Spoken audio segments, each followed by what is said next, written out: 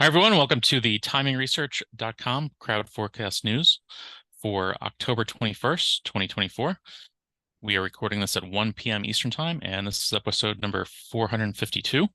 So today I have another solo option professor market outlook episode for you, and he's going to reveal his top options picks for you. And I'm going to go ahead and turn it over to the option professor of optionprofessor.com.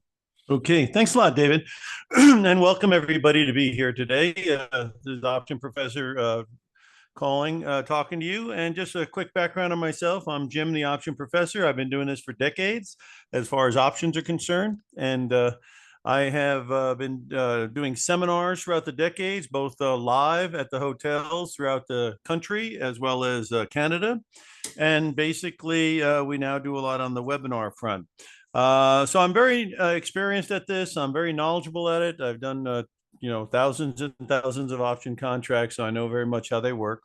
And I'm going to share with you today my opinions and my views, but I'm not going to be getting any advice or recommendations. I'm just going to be sharing my opinions and my views. Okay.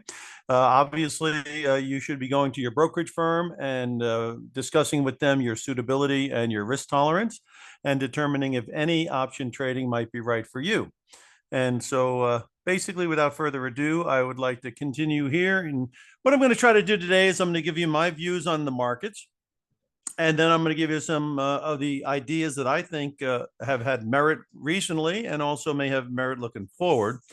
Obviously, the market's had a very big run up, and it has very much been fueled by consumer spending because the jobs market, despite what these political ads say, it really couldn't get much better. I mean, 96% of the people are working, and the participation rate is quite high, and the jobless claims are quite low, and the wages are going higher than the inflation rate.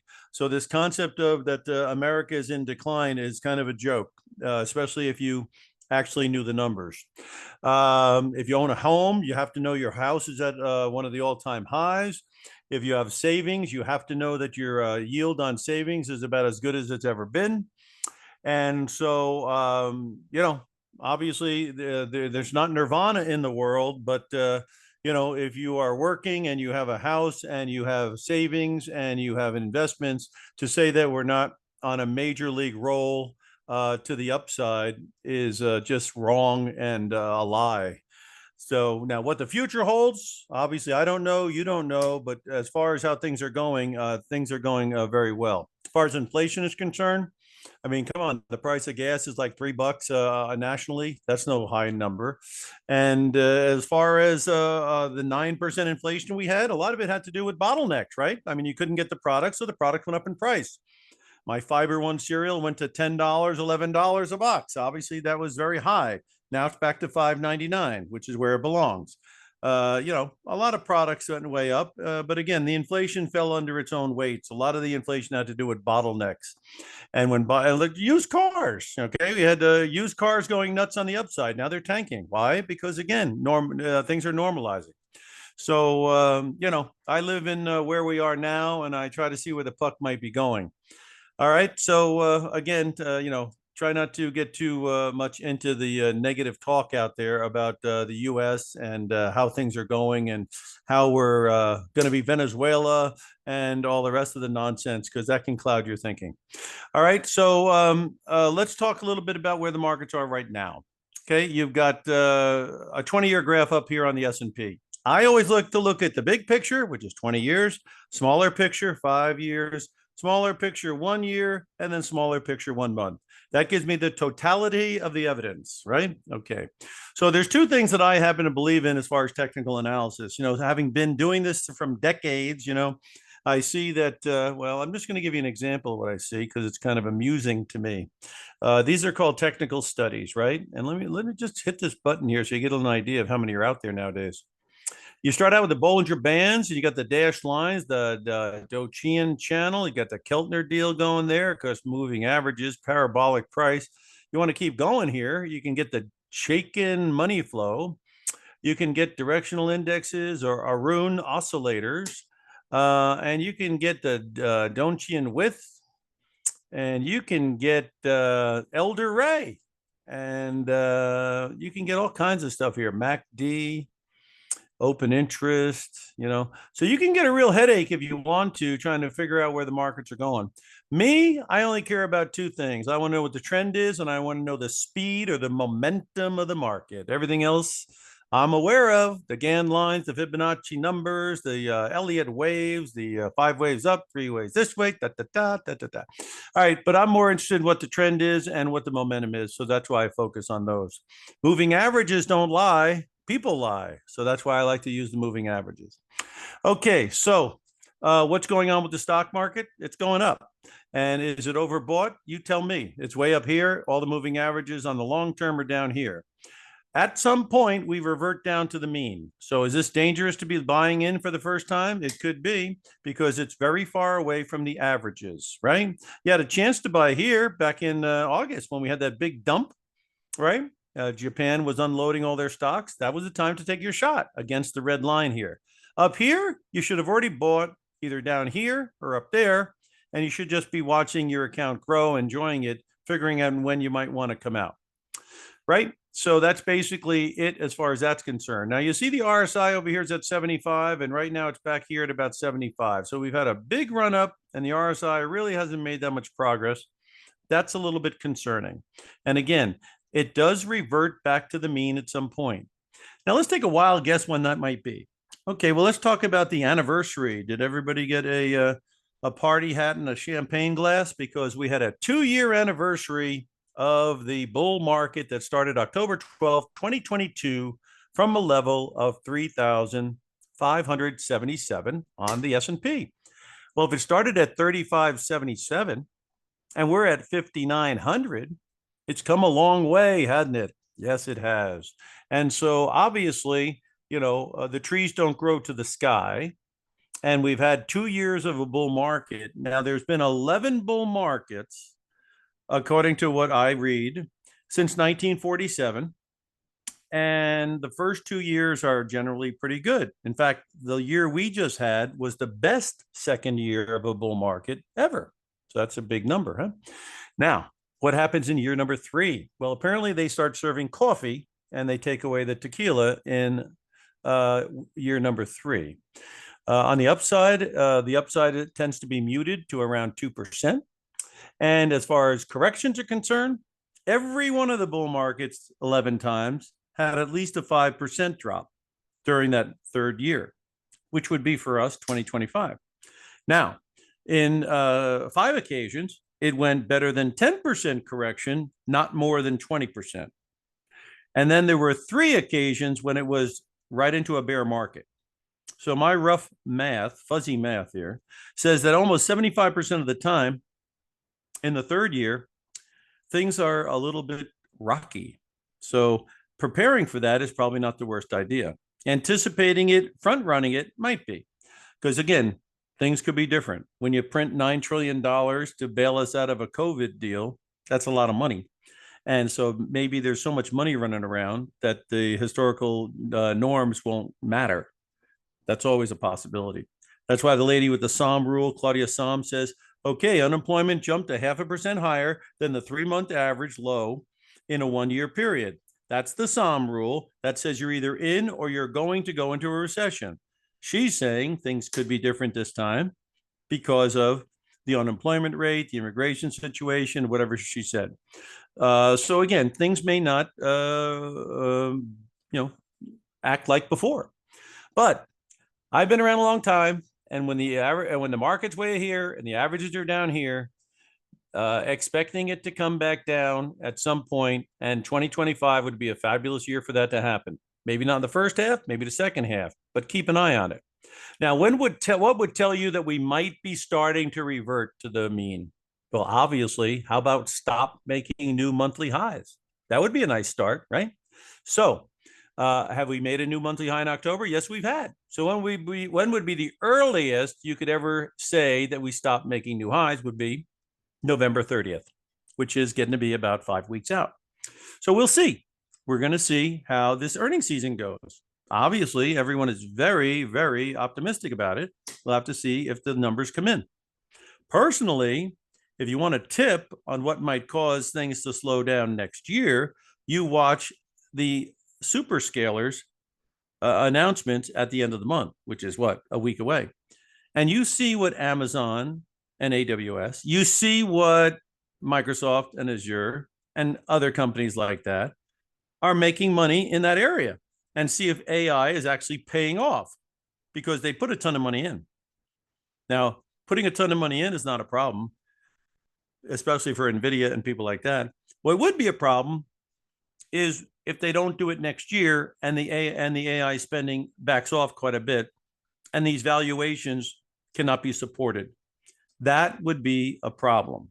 And so that's what would be your first tip, is that these guys are not making that much money on the AI investments they've already made. According to Jensen from NVIDIA, we have insane demand for the Blackwell chips. Well, we'll see if it's true or not true. The problem is after the Blackwell chips that are being delivered, what's the next game? And if the next game is not cost efficient, then the AI spend backs off, and then all of a sudden this thing that's been supported by this massive AI purchase is going to get the support taken away, and that's when you revert back to the mean, possibly.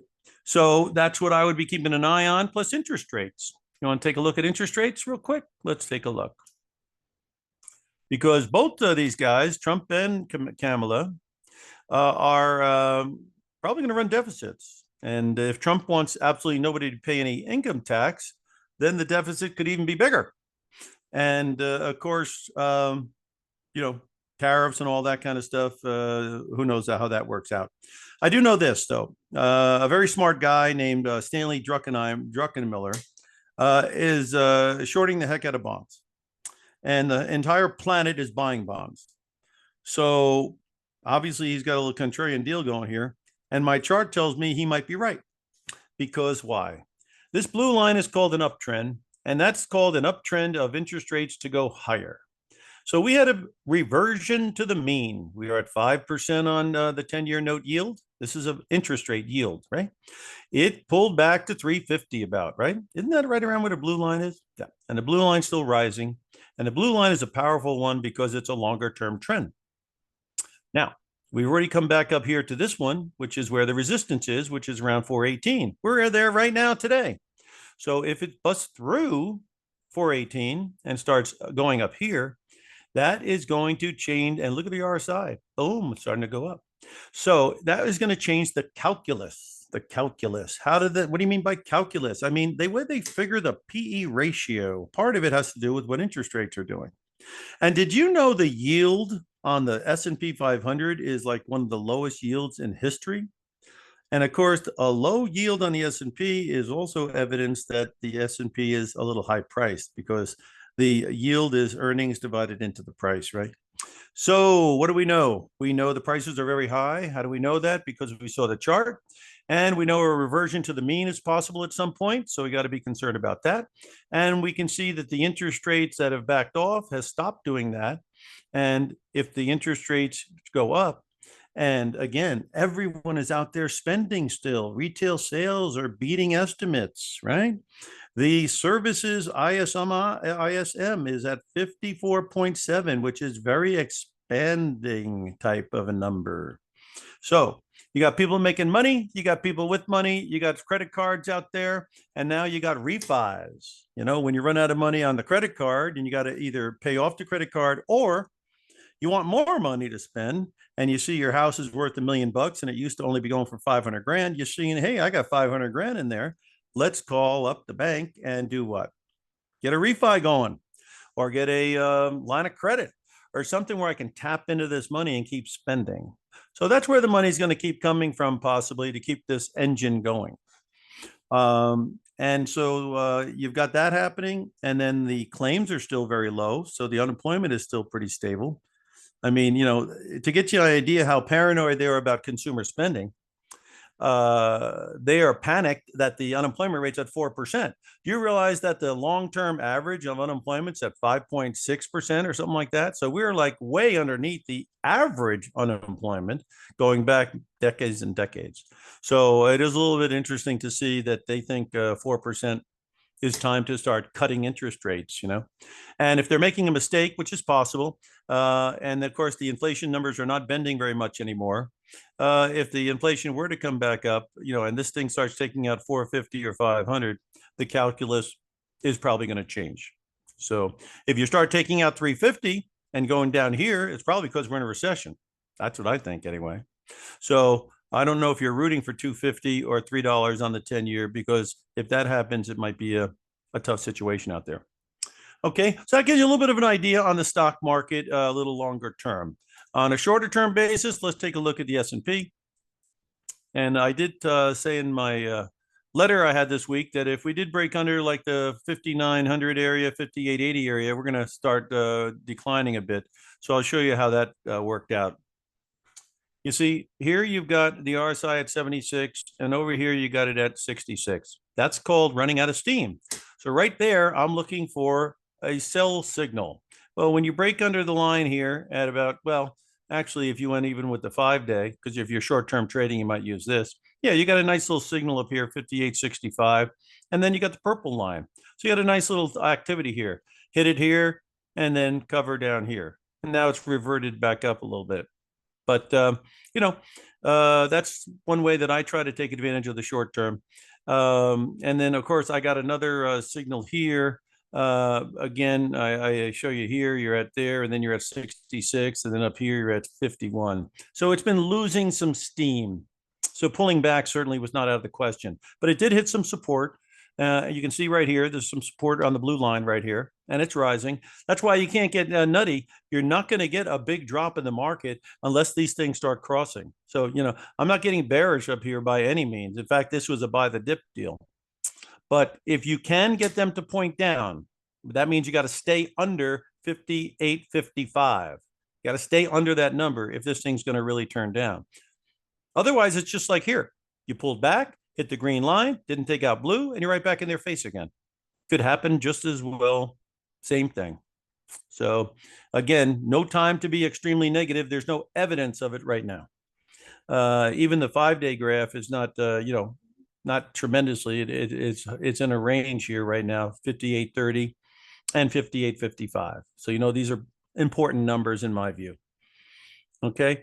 On a 1-year basis, again, there's plenty of room for a correction, right? You tried to come down here towards 58.04 today, but you didn't get too close. Well, 58.24 is pretty good. So it got down there a little bit. That's what it's trying to do. It's just reverting to the mean. A more major reversion would be 5,700. Okay.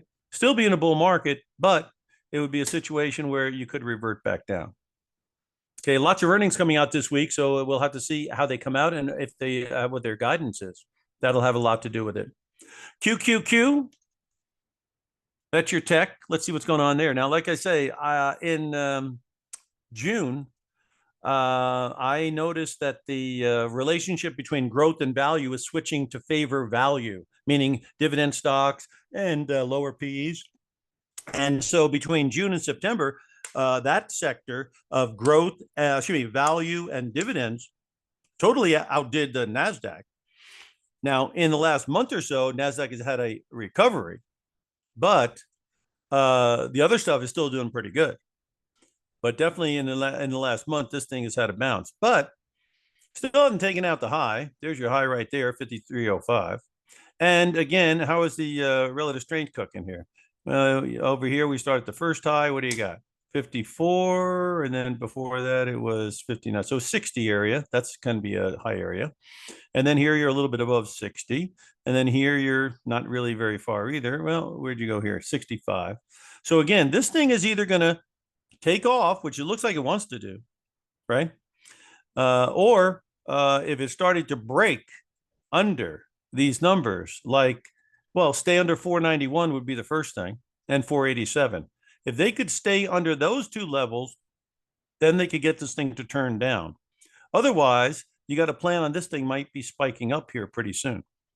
Okay, so I call this on my news, I call this a very, very binary point, because I only see two things happening. It's either going to spike up because these earnings are going to be unbelievable on tech and they're going to really get back onto the train, or they're going to start taking out down here. It's going to fail to take the high out, And if they get these lines to turn back down again, and they get this RSI under 50, then this area is going to be viewed as a high point. So that's why I say it's very exciting right now, because you're at a very binary point. It filled the gap here. Gap was at around 498 on the 493, 494. Filled that. Still trading above the gap. I guess that's a positive. Still holding on to the red line, which is 491. So that's a good thing. So again, the odds are that it's trying to take off, but boy, would I be ready to go the other way if it starts fading and these things start turning down. And again, failing to take out that high would be a very bearish kind of thing too. Okay, and then you got the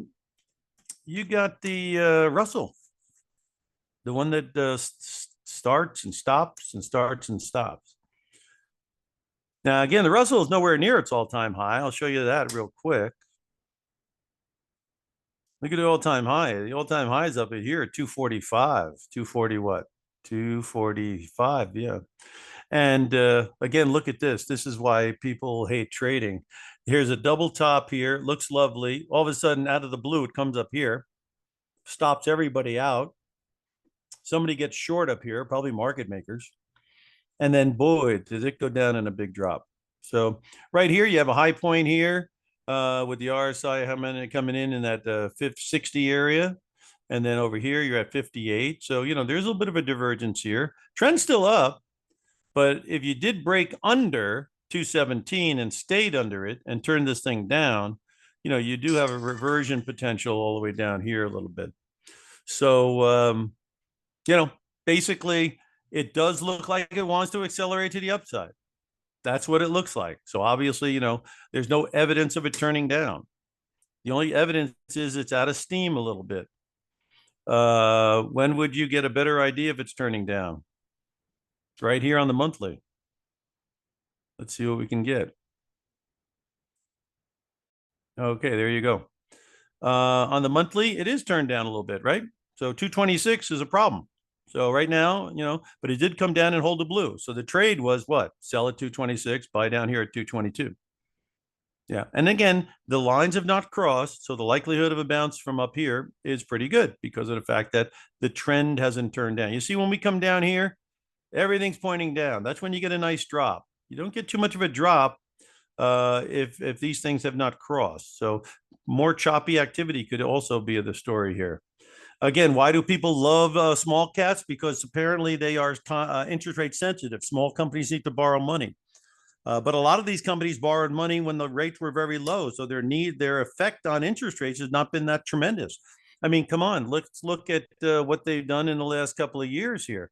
They've been hiking interest rates, right? And what has happened? It was steady for a while they were doing that. And then, this thing's gone up even though rates are high. So apparently these guys are not that rate sensitive, or else it wouldn't be going up like this. So the bottom line is even dropping rates may not have that much of an effect on this. This may be more economy affiliated. Okay, what are some of the sectors that I have been kind of keen on? Well, the financials are doing pretty good because, again, this refi boom might be the thing that gets them going because, new loans for houses, because housing has been slow from the standpoint of nobody's selling their house because their rate is 3% on their mortgage. And so the supplies are not that plentiful. And so the activity on mortgage has been pretty slow. And but now you're getting refi activity and loans, letters of credit against your home. And that activity is very profitable for the bank. So anyway, let's look at XLF just to get an idea. Their earnings came out and, obviously they're making money on trading and on net interest income and things like that. So again, this thing has been doing pretty good, right? You can see steady, all times highs, right? Looking good. And then you have another area that's doing great is the gold. And again, a lot of this is supposedly Trump trades, right? Thinking that he might win. So apparently that's good for gold because this is one that I have been involved in for a long time. And it certainly is Now, again, I'm not a proponent of ever getting into anything when they're way away from the averages. If I'm going to add to anything, it's going to be on a reversion to the mean. So $34, give me a call. Come back down to $36, give me a call. Even here at 38, maybe give me a call. But up here, I should already be in. I should be enjoying myself. Okay. Same thing. And another one that busted out here that I was telling people about was the silver. And as soon as it got above 32, it started to look pretty good. And this stuff here has also done pretty good. As you can see, it's taking off. But again, better time to buy it down at 30. Better time to buy it on a pull back to 34. And then this is kind of gravy time. Now, like I say, if you don't own any, putting one in there or something like that so you have a position might work, because again, on a long-term basis, this thing has a lot of potential still. Those are the highs from earlier. And this stuff, but again, reverting to the mean would be the better time to take a shot. Better time to take a shot. The industrial metals have been good. Freeport-McMoRan, in my view, is the Cadillac of the industrial metals. Big copper producer. And basically, again, looking very good, but buy it against the line. You had a chance right here. What, in September at $40? Okay. But it looks like it wants to keep going. The other one that has done good is Alcoa, which is an aluminum company. And that one, again, has also, had a nice run out of here. If you look at a shorter term graph, you get an idea here. See, nice big run here. Okay. And then another one is Cameco. This is the largest publicly traded uranium company. Now, I don't know if you guys read the paper or not, but I do. And this has been nuclear plants are being opened all over to satisfy this demand for energy. So you've had 3 Mile Island open up, and Google, Amazon, and Microsoft are getting into that stuff. And you know how you run a nuclear plant? You run it on uranium. You know who's got uranium? These guys. Now, is this a time to start your business? Probably not. Again, if you're looking at it long term, this stuff is really looking. And again, there's supposed to be a shortage of this stuff too. So again, this is making an all-time high. You don't know where it's going when it's in the ozone. So if you own nothing, a limited risk position might not be the worst thing to have in there, but you got to realize it's susceptible for a reversion back to the mean. This other one went nuts last week as well. This is SMR. So these guys are into uranium, and uranium is the hot commodity, as you will see when I get this thing up there for you. So this is called bang, bang, bang, right? But again, you had a chance, obviously it's an uptrend. You buy against the lines, and then when it gets up here, you get the rake out and you rake it in, right? Okay, so that gives you a little rundown on some of the things that I've seen. Now, here's another one that I was very fortunate enough to be involved in, which is China. Now, this was a no-brainer for me because I read the 13F filings. What are 13F filings? Those are filings of big shooters who have to report every quarter what they're up to. So when you get a 13F filing for the second quarter, which is June 30th, it's not going to hit your desk until 6 weeks later, around August 15th. But if you notice a guy like David Tepper, who owns the Carolina Panthers, and you notice Michael Burry, of the Big Short fame, both have major positions in China. And you can see China hadn't moved yet, right? So when I get that 13F information, this is where the large cap China, Alibaba, Tencent, Baidu, all those kind of guys. Okay. When it's down here and that news comes out, I can see, and you had a dip a little bit first too, but I can see why these guys are thinking that there could be something there. Go back on a 20-year graph. And come on, you got a low here with 23 on the RSI. And over here, the low on the RSI is 35. That's called a divergence. And that's the knock at the door that you got to start looking at the long side here. Now, so I do.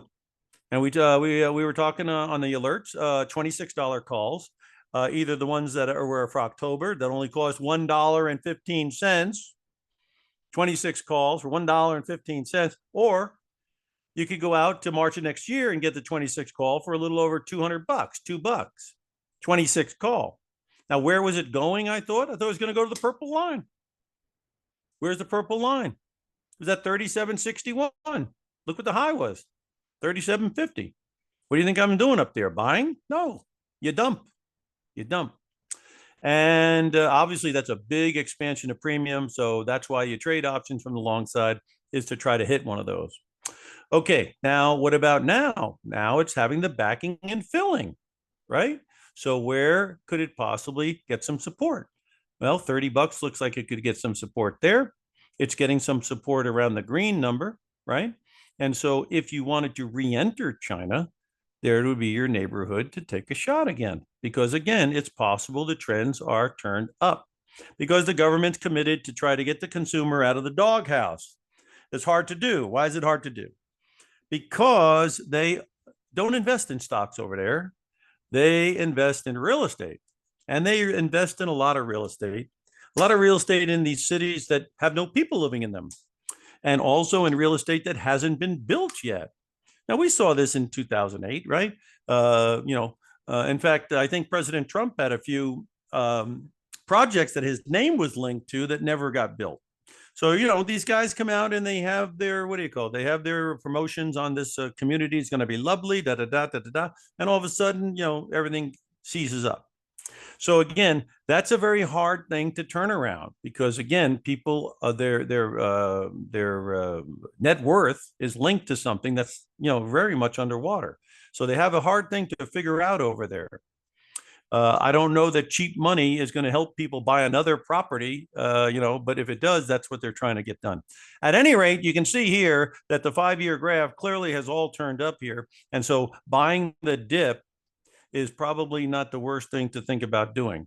And this could be a longer term trend if in fact they get some teeth out of the stimulus that they're doing right now.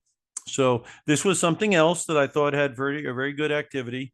Now, some of the problems now, though, with some of the other stuff like emerging markets is that the dollar's not dropping. It's actually gone up, and interest rates yields are not coming down from 360, 350. They're back above 4. So as you can see, that has stalled out the rally. But the trend has turned up in EM, and there's a lot of real estate above. So I'm not saying it doesn't have a bright future, but if it pulled back towards 44, and this area here would be more interesting. And again, they've got to do something with getting our yield advantage down and the dollar down, or else these guys will have a hard time going forward. Let me show you about the US dollar here, because that's at a very critical point too. Let me show you. All right, the US dollar is at 104 almost. That critical juncture might be over here. Let me try to see what I can find. On a 20-year basis, it's right at the juncture. Look, all the averages are at 103, 103, 103, 103. That's a lot of 103s, right? So if this thing starts going 105 or better, it might be breaking out to the upside. And since the blue line is rising, that could be the way it goes. A lot of people thought the dollar is going to collapse. They're going to be very wrong if you start seeing 105 or higher, because that means this thing is resolving itself to the upside possibly, right? And with the blue line pointing up, that is very good possibility. So again, the stronger dollar is not really what EM wants to hear about. So that's why you got to be careful. Okay, so that gives you a little bit of rundown on the markets, and I'm going to give you a little bit more here. How about that crude oil? How about those cowboys? Right? Okay, crude oil. I've been pretty good with this, and I'll show you why. Not me. I read the charts and I do what I see. So anyway, on a 20-year basis, the crude has been holding its lows. So where's the low you have to hold? $62. And yeah, $62. Big area to hold. And then, of course, it would be good if it can stay above 70. It's above 70 now because it had a rally today. But if it gets underneath $60, this is called the abyss. And that is what is a problem. The demand for oil is supposed to be reducing because the electric vehicles are becoming more popular, and you don't use unleaded gas or crude oil for that. And China is 40% of world demand. And they are very much getting electrified. So that's a problem. And also their economy is slower. That's a problem. So China is a problem. Maybe it could get better with all the stimulus. Only time will tell. The supplies of oil are going to be increasing supposedly in December because OPEC is supposed to be increasing production. Not to mention, we are exporting tremendous amounts as well. So the supply picture looks pretty plentiful right now. Hey, they start throwing nuclear bombs in the Middle East, and you're going to have the change in picture. But that's kind of a Hail Mary kind of thing. So right now, the supplies are kind of tight, and there's a wall of resistance between $77 and about $83. That's the big wall. If you get above $83 and get to turn this thing up, this is the land of milk and honey for energy. So that's how you get the $100 crude or better next year, if they can get above the wall of resistance right there. Okay, and on the 5-year graph, you can see it again. So you can see it's nothing but resistance above. And again, it's dangerously, precariously close to turning into an acceleration to the downside. So very key here. I think by obviously in 2025, this little range of 70, 80, 70, 80 will get resolved. And so I'm very excited about crude for next year because one way or the other, I think you're going to get a lot of action. Okay, so there's your crude story. And again, a lot of the crude stocks are getting very cheap. Occidental Petroleum, for one, is one I keep an eye on because it's Buffett's favorite. So I assume he's done homework on it. And it's one of the few stocks he hasn't been selling. I think that's what I've read anyway. So anyway, let's take a look. Because this is where there's value. This is where there's value. Meaning they're on sale. They're on sale. Look at the 20-year graph here and you get an idea. Okay. But this thing is resolving itself but here's what's got me nervous. You're getting bearish here. Now it could collapse all the way down. But if it starts getting back above blue, and blue comes in at 58 and change. So if you start seeing a 60 print on this thing, then that could be telling you that this is all done and we're back on the bicycle. But the relative strength is weak. The red line's pointing down and the purple line's pointing down. So certainly, like I say, this is a very exciting time. One of the reasons in my alerts I specialize in strangles is because I like calls and puts on the same thing before news and events are going to occur to make things volatile, because that's how you kind of can make money with the long side of options. If you buy options at a high price, then they got to go to a really high price to make money. Or if it goes sideways or lower, you're going to get nailed by buying options. And everyone likes to talk about selling options. Believe me, I have done my share in my life of selling options. But let me tell you about selling options. They say it wins 8 and 9 times out of 10. That's lovely. Okay. When they don't work in a big way. And let me explain why. Because right now we've been in this tight window here on Occidental Petroleum, right? Right. This tight window. Go look at a 5-year graph. It's still going to look like a pretty tight window, I think. Kind of a tight window there. What about on the 1 year? Okay, so you're kind of in this range in the 50s. What is it? 50 to 55, 50 to 55. The long-term chart gets you a better perspective on, where you're at here. So the bottom line is that option premiums do go down when the volatility goes down.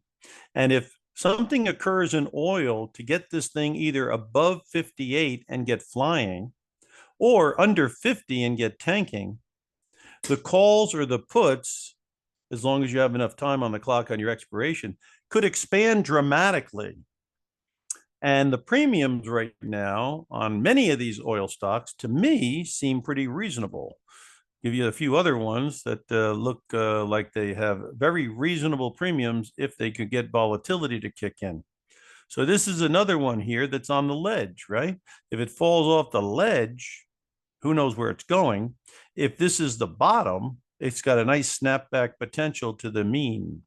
So that's another one. And of course, some of your energy servicing ones like Schlumberger, drill bits, etc., are also on sale.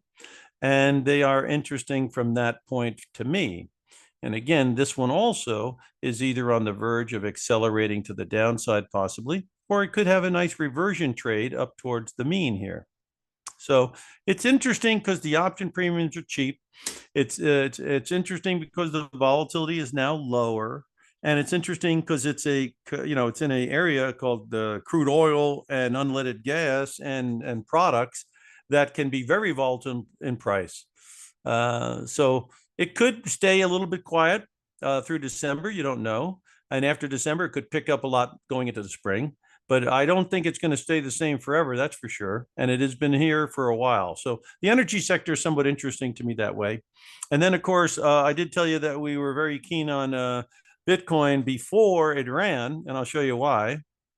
This is called, and talk about the most aggressive thing you could do with Bitcoin. MicroStrategy borrows money and then buys Bitcoin with the loaned money. So these guys are the leverage way of going. Now, I was fortunate enough to get onto this train with my newsletter in the 140 area, and obviously I'll tell you why. Because again, the trend turned up, the moving averages turned up, and once it got above 140, the purple line, I said it was schools out, and it certainly was. So it was very nice to have something in the weekly update that was talking about MicroStrategy. Now, when it's up here, again, you have to look for other alternatives possibly. And one of the other alternatives would be Coinbase. And a couple of weeks back, that's when I started introducing this idea as a way, a proxy to take advantage of Bitcoin. So again, this thing down here a couple of weeks ago was right. Look, it was right here down here. So this was similar to MicroStrategy setup at 140, I thought. So that's why I brought it to the reader's attention. And certainly this move up here has not been a bad thing. Now, will the Bitcoin keep going? Again, well, I'll show you what my thoughts are there.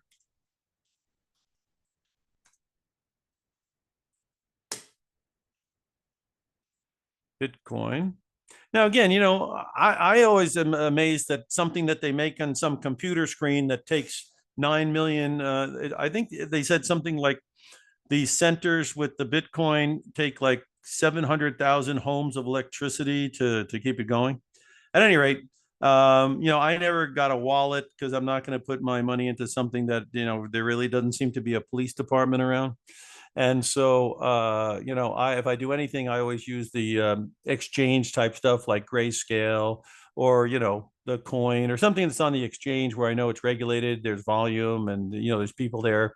If you needed to get your money back, you could sell, So anyway, but Bitcoin, in my view, the reason it keeps going and going and going is at least theoretically, it has a finite amount.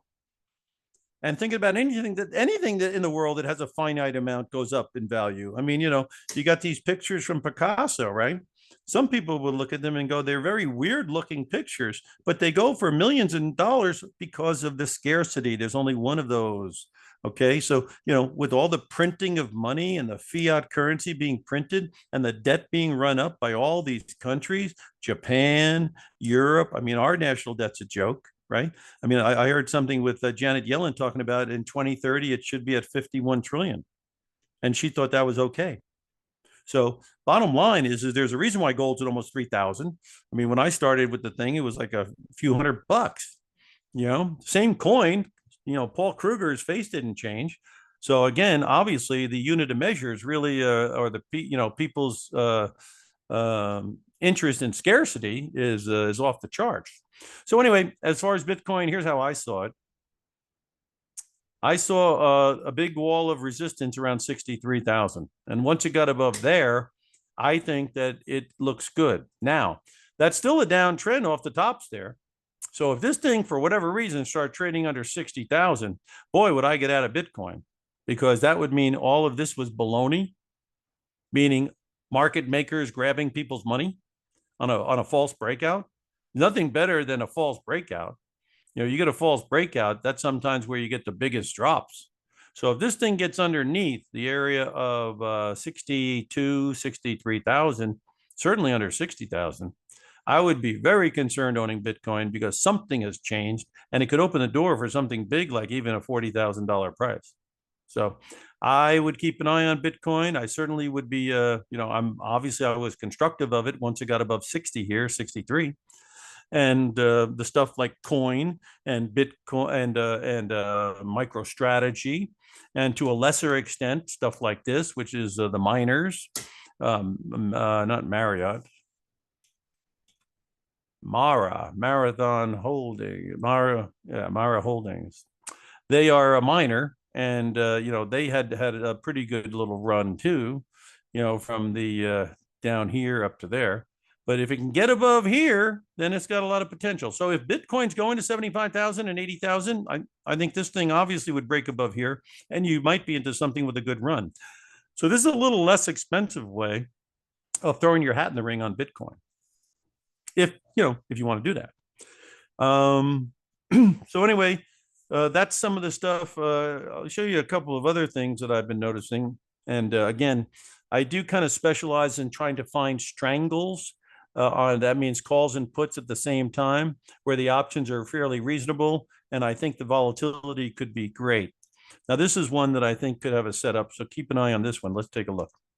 This is Google. Google. Okay, this thing is right here. Okay, they got earnings coming up in like a week, right? Do you think it's going to stay there? I don't think so. So obviously, this would be a candidate for the strangle. Why? Because the thing's been tight, so the premiums have come down a little bit, right? And if you look at the 1 year graph, you got a gap up here, right? So it's a possibility it's going to take off, right? And fill that gap, which is up at 185 neighborhood. That's a $20 run. Short-term calls at 170, 175, they're going to get a bang if that happens. Conversely, the things under the purple line, the highs have been lower. This thing is meeting up right now. Basically, the blue line's flat. That's not telling you anything. See, when the blue line's pointing down, it's telling you something. Right now, it's telling you nothing. So right here, if it were to break under this 162 level, start taking 160 out, maybe it'll go and it'll break through that gold again, right? So if the news turns sour off that earnings, it has potential to the downside. But with green pointing up, with the blue kind of flat, RSI kind of pointing up and kind of holding 50, probably it's going to, if it gets a decent report, it's probably going to take a shot at that gap. So I thought there was an opportunity here, and that kind of explains how I do my homework. I try to look for things where the thing is tight. Well, two times I'm interested. Things are tight, premiums are reasonable. You got a news event coming up. You take a shot. And other than that, if things go way down, right, and they're way away from the moving average, then I also look for reversion to the mean. But believe me, they're not all set up this way. It takes hours and hours for me to come up with ideas, right? And then, of course, like I say, they are only ideas. So people who get the ideas, they can either use the idea or not use the idea, or they could change the strike prices if they want to, or change the expiration date. You can adjust it. Now, I'm a believer in a diversified strangle portfolio. What does that mean? That means on my alerts, I have many different industry groups on there. So you'll see a energy, you'll see a metal, you'll see a tech, you'll see an international, you might see a bank, you might see a healthcare. Okay, so there's different sectors. So my opinion is a diversified portfolio of a number of sectors will increase your odds of discovering volatility. So that's one thing. That's, in my view, that's your entry. On your exit, well, a couple things. If you buy a 1 month option and 2 weeks go by, that means half the time's gone by. Not a bad time to take a look at it and say, hey, what do I think of this position? Do I think it's going to be good, bad, ugly? Well, maybe I've lost confidence that any volatility is going to happen. So I grab whatever I can, put it in the kitty, and I go look for a new idea. Or I say, you know what? This thing still looks like a good idea, but I am running out of time. So you know what I might do here? I might go and take what I got in this one, add a little bit of dough, and get more time on the clock. Or maybe I'll switch the strike prices around a little bit, which means I'm going to adjust what I'm doing. That's something else at the 2 week mark. Then What about if it takes off? Well, like on China, when China takes off, like it did, I'm looking to grab the money right away. First of all, it's a lot of money. And secondly, this thing is being you can tell it's a short covering rally with China. How do you know it's a short covering rally? You don't know. What makes you think it is? Well, because the exchange had to be suspended because the volume was so high. Well, why would that happen? The way it happens is because for the last 3 years, people have been selling China. This is the China, right? So how many people you think are short? How many people you think have hedges on? Okay. When they announced that, and this thing is now turned up. So they told you this thing turned in July. So this was no secret to me. But when it goes up like that, right? What do you know? You hear the exchange had to close down. That means the market maker has taken in all this volume and he's going to raise the price as high as he can, like how about to the purple line, take everybody's price in, knowing fully well that this kind of volume can't last. So it's going to fall under its own weight. So when you get something like that, you grab the money. The second thing is if you get into a trender, the way to come out. Now, this is a trender. Believe me, it's a trender. Okay. The way you get out of this one, that's a trend, man. That's a beautiful trend. That's the thing. You just stay the course. Okay. So the way you come out of this thing or you adjust your position is maybe you go to a 1-month graph and you see it rolls over up here. So if you had any calls, you're going to hang, you're going to hang, you're going to hang. But once it looks like that, you got to not hang anymore. And also, I'm a big believer of grab the money and run. Because again, you see how it's gone up and nice. Oh, and staying with it made sense. And you could have made more money by letting it go. Sure, that's a good thing. The problem in, I'll show you the problem right here. This is called Tesla. And Tesla was doing quite well until they came out with the robo taxi and they started talking about people are supposed to put them in their driveway. I mean, this guy's going to be selling these taxis to the individual, he said. I mean, can you even imagine those cars in your next door neighbor's driveway? I can't. So here's the deal. You're doing great. You're doing great. You're doing great. And then Elon comes out and you're not doing so great. So all these calls you had that were going so well, you just lost all the money. So I don't want to do that. So I'm not a pig. I'm not going to get the top tick. I just want to make some money. So the bottom line is that you want to get out at some point because you're fighting the clock. You have an expiration date. So follow the trend is great. Okay. And in IBM's case, it was ideal. But you also run that risk that an adverse move with an expiration date, boom, wipes out your profit. I don't want to run that risk. Give me the money. We'll talk about something else. Because the game is what? Looking for setups where the premiums are low. The stock looks like it's in some kind of a phase where it's going to be able to move. And then, of course, it's going to have news or something hitting it like earnings. And that's the setup you're looking for. After it's moved, your setup is grab the money because you bought at the right time. So that's basically how I like to try to do the strangles. What I'd like to do now, if I could, is just explain to you for a few moments what I can do for you. Now, again, what we have is a situation where, in my view, after decades of meeting 9 million people on the street, who are looking for options, I mean, one of the things you got to remember is the proliferation of option business is just off the chart. Why? Because people view it as a capital efficient way of investing. Why? It's speculative, it's risky, but if you're buying them, you know to the penny what you're risking. And there is a lot of leverage involved. I mean, if you can buy an option on International Business Machine at 202 with a month to go and you only pay $250, that's rather than paying 20,000 for 100 shares, you're putting up a couple $100, $300, and you can catch a ride like this. This is why people are doing it. Okay. Also, they can use strategies. They can't really be shorting the stock maybe because, or they can't do certain things because they don't have the money. So again, options are very popular.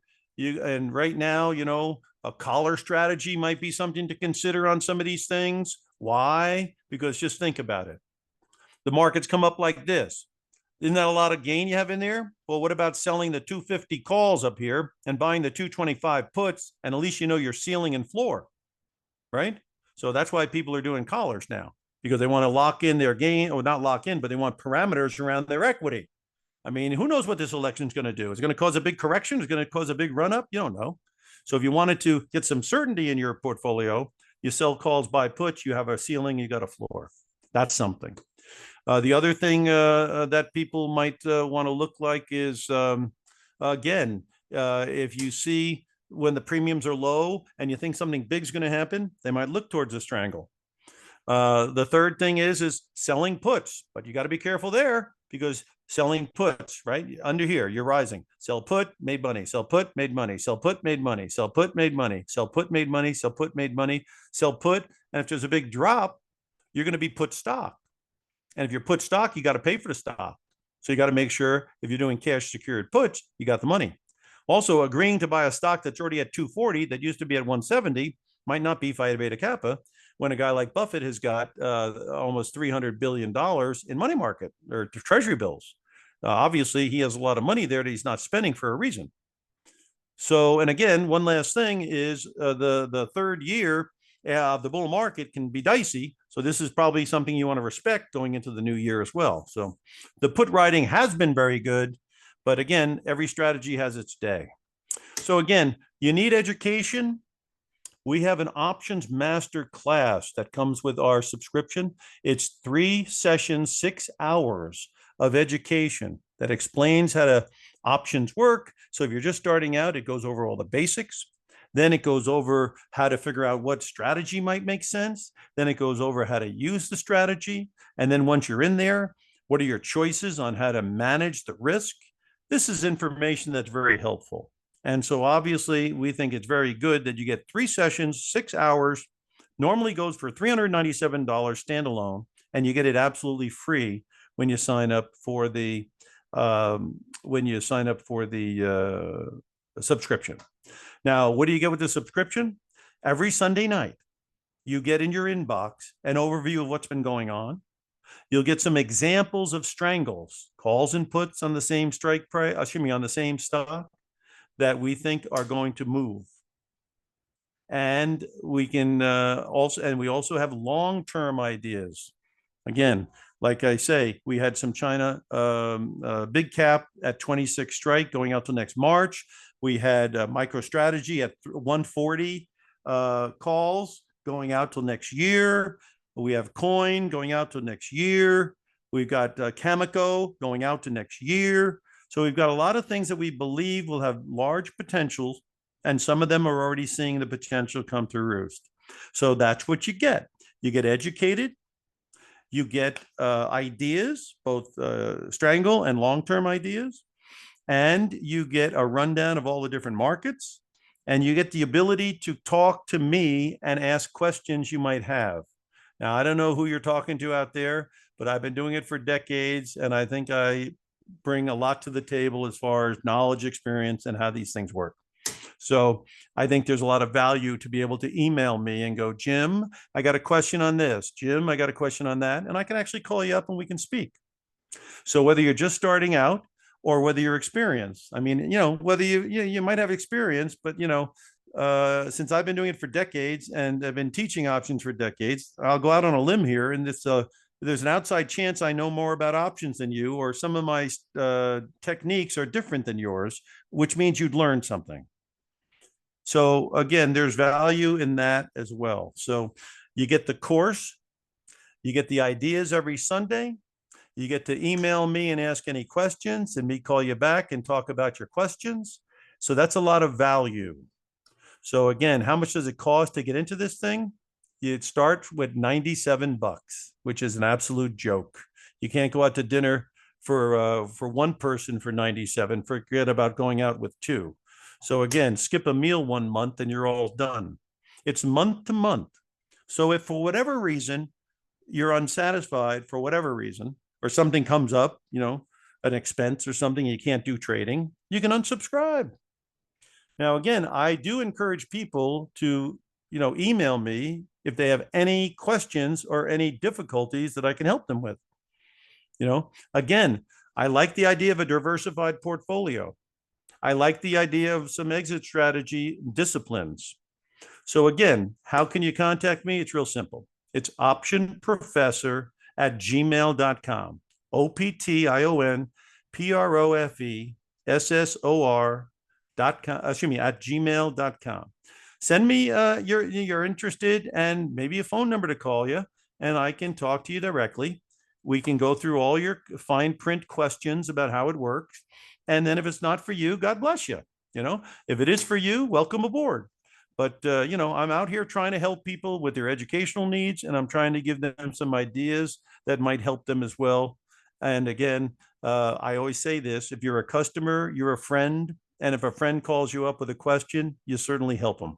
So the bottom line is that I encourage you to email me now if you have an interest at optionprofessor@gmail.com. And then later today, I can check in with you and we can see what we can do for you. And then, like I say, I know a lot of people have gone to other services, other people, they're unhappy, they pay too much and all that. I can't help you with all that. I can just tell you for $97, I can get the boat out of the harbor for you, and you can get that course. As soon as you hit the click button, the course comes right to you in your inbox while we're on the phone or while you're on the computer. So you get the course right away, and you get studying right away. If you have questions, you can email me right away. And then, of course, every Sunday you'll get the alerts. So there's a lot there on the sandwich. It's more than fair. I certainly hope I hear from some of you so I can help you. And, like I say, until then, good luck and good trading. I've been saying since August the 5th, this is a very exciting time to be in the markets. And I think the strangle idea has some merit. And again, with all the stuff that's going to be happening between now and year end, I don't think, that VIX, I don't think is going to stay the same. So we're gonna, I think, see some good activity. So give me an email, guys. It's nice talking to you today. Good luck and good trading. And hopefully you guys can come aboard and I can help you with your options needs. Have a great day, everybody. We'll be talking to you soon.